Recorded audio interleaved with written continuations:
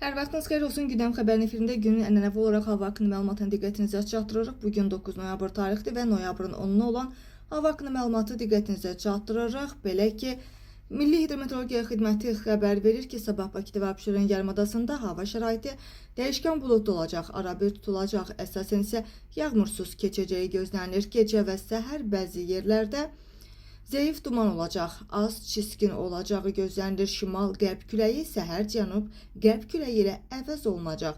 Havanın temperaturu gecə 9-13 dərəcə, gündüz isə 17-20 dərəcə isti olacağı proqnozlaşdırılır.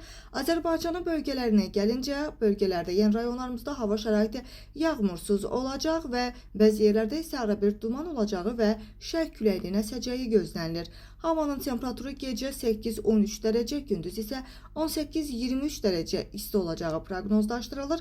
Dağlarda isə gecə 1-4 dərəcə, gündüz isə 10-15 dərəcə isti olacağı gözlənilir.